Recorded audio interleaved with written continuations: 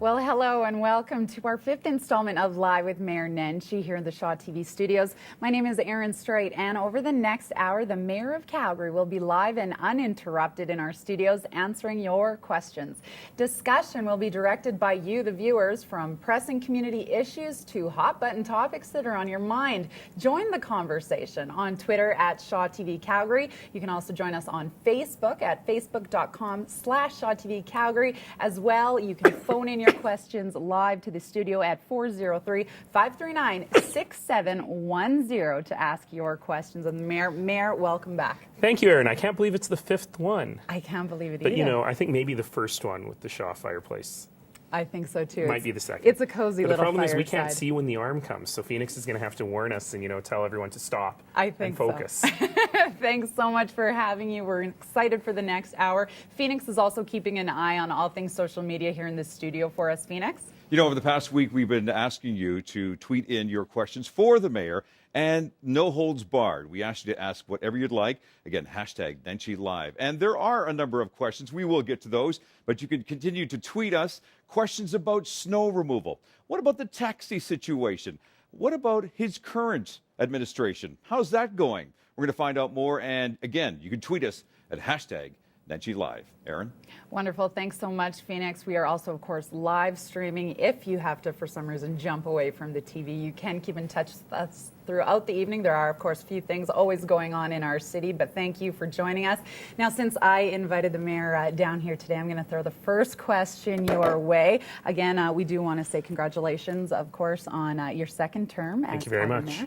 You bet. When we talk and look back a little bit to that election, that campaign, what are your thoughts on it? Is there anything you would have done a little bit differently now? Well, you know, I think it went well, and certainly, you know, electorally, one can argue that it went well. In fact, the campaign manager for the mayor of Edmonton told me, I have no idea if this is true, told me that I actually got more votes than any politician in Alberta history. Wow. So, research for somebody out there to try and figure out if that's true. But what the really important part of the election was not about the electoral victory, but it was about the level of engagement we saw after the flooding, that people really were ready to have a conversation about, is the city working? Is it working well? And what can we do to make it better, even better, as I said, over and over during the election? And I really saw that election as a really great opportunity for civic engagement. I spoke with thousands of people one-on-one over the course of 6 or 8 weeks, even more so than I usually do, and really tried to get a good feel for what was going on in the city. And, you know, the biggest thing I learned was if you just read the newspapers or, you know, read some of the flyers of some of the opposition candidates, you'd think that we were a really horrible, desperate place and there were a lot of terrible things happening. And what we really learned during the election is that fundamentally people are happy. This is a great place to live. Not that we can't be better, there's a lot of things we can improve, but fundamentally people thought we got the balance right in terms of taxes and what we're doing and what we're investing in, and people were generally felt good. Now that was borne out shortly after the election when we released our annual citizen satisfaction survey. Right. Now last year, the pollster came to see me before we released the citizen satisfaction survey and he said, Mayor, we've got a problem.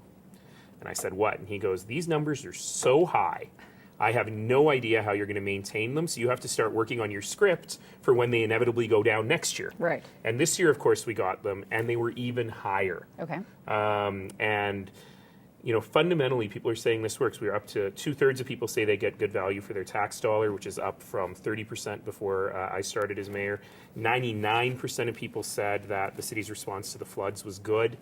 90+% of people say they're proud to be a Calgarian. 90% plus of people say the city delivers good services. So we're starting in a really good place. And I think that we have to always remember that when we're making decisions on how to make the city even better. Right. Now, you talked a little bit about some of the publicity and some of the things surrounding the election and thinking that it was very negative. Did you expect any of that negative stuff to come out at the way it did, or at the time it did? It's a different world when you're the incumbent. And I was joking saying, I've always been a political guy and volunteered on campaigns and stuff before I became a politician.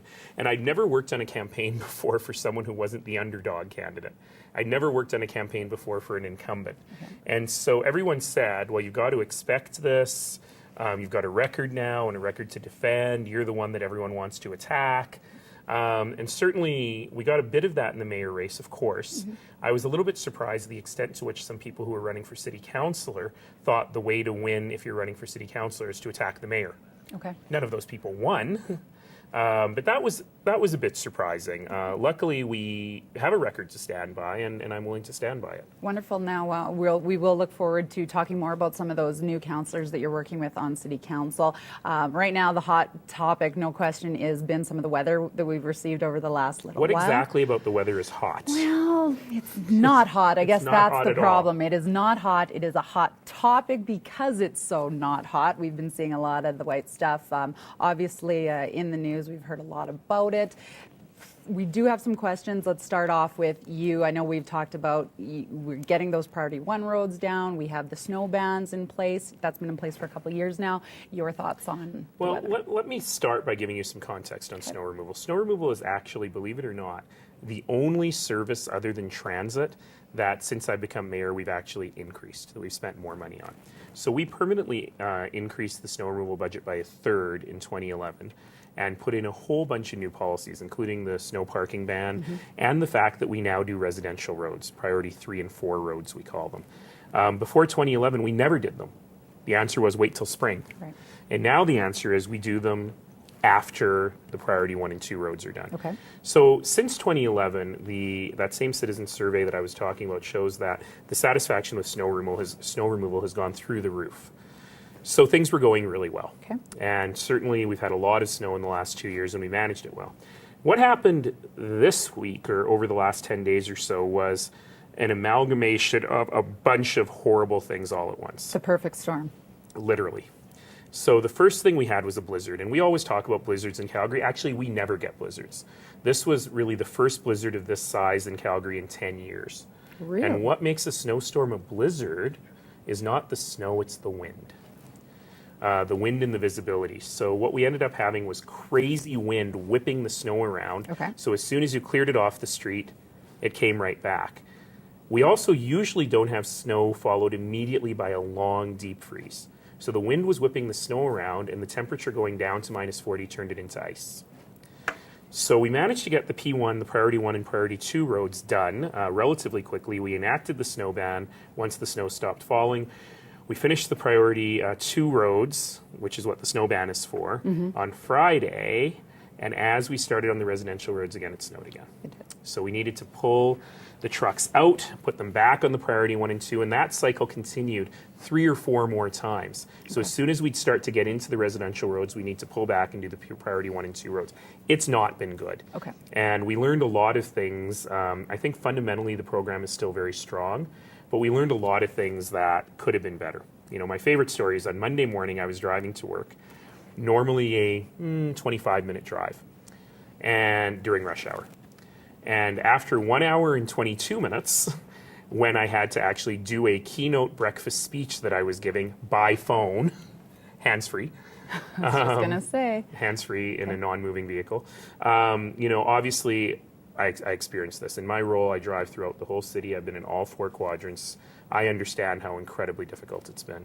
And there's a couple things we really need to look at. One of them is that when a neighborhood is really impassable, when it is socked in, as Skyview Ranch and Saddle Ridge and a couple of others, particularly in East Calgary, were, we have to go, all right, do we need to finish all the priority 2 streets everywhere in the city before we do the 3s and 4s in those neighborhoods? Can we start on the 3s and 4s while we're still doing the 1s and 2s elsewhere? Because those people are stuck. And that's the first time, this Yeah. is the first time that we've had to ask that question? Yeah, well, Saddle Ridge, before I was mayor, got socked in once, and we created a system of snow fences Okay.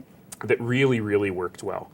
And so that hasn't happened since 2009. Okay. Because the issue with these northeast neighborhoods is that they are on the edge of the city surrounded by prairie. So there's nothing except your house to stop the snow, which is why it drifts like that. And but we've had so much wind that the snow fences couldn't hold. No snow fence could have held with that kind of wind. So so that's the challenge that we had. So we have to fix that. Okay. The other thing that I really am thinking hard about, and I don't know what the answer to this is what do we do with people who have serious mobility difficulties? If you're stuck in your house for a day or two, you know, most people frankly can manage. But if this is starting to stretch out and the windrows are so big in front of your house that you can't get your wheelchair or your scooter, or if you walk with a cane over, what do we do about that? I don't know what the right answer is, because Certainly, we're not going to remove all the snow from residential neighborhoods. We can clear it. We can't remove it. The cost of that is astronomical. Okay. Well, on that But how note, do we help these folks? It is nice to hear you acknowledge that there is a plan, or at least you guys are thinking about that issue. We do have Peter on the line, who I believe has an issue about snow not just being moved, but then being redeposited into neighborhoods. Peter, are you there? Yes, I am. Hi, Peter. Hi, Nenshi. How you doing? Good, thank you. Hey, so my question is, will there be any thing added to the budget when they do the snow removal on the main road to have another truck in the back remove where there's excessive amount of snow in front of entrance to communities and driveways? It's a good question. The answer is probably not, because the amount of snow that we normally get in the city doesn't really allow for that kind of budgetary expense, because it's astronomical. Because you double the cost, because as you say, you've got 2 trucks, and then you've got to have somewhere to dump it, and then manage the cost of the dump. Now, it's not that we never remove the snow. You know, in places where there's a lot of congestion, downtown Calgary, the snow gets removed. And in fact, in those northeast neighborhoods that I just mentioned, we are actually removing the snow. We're taking it away because those drifts were so high, there's nowhere else to put it. So we do it when conditions warrant. But I can't see us moving to a world where we do that on every street. Okay, and good point bringing up the budgets and having that conversation. Something will change in tax dollars if we are wanting more money to go. Well, you know, and fundamentally, I don't love that conversation where we're always saying, No. well, this is going to cost you $5 more a month in taxes Right. and so on, because I just don't think that's helpful. We have certain services that we have to provide. But on snow removal, it's weird because you have to have a balance. So the guys who do the snow removal, when it's not snowing in the winter, they're fixing potholes and repairing sidewalks and so on. So we have a base level of staffing, and we have a base level of equipment. And when we have a snow event like this one, we hire private contractors to augment that. And you always have to try and figure out what the correct amount of equipment is, because the equipment's very expensive.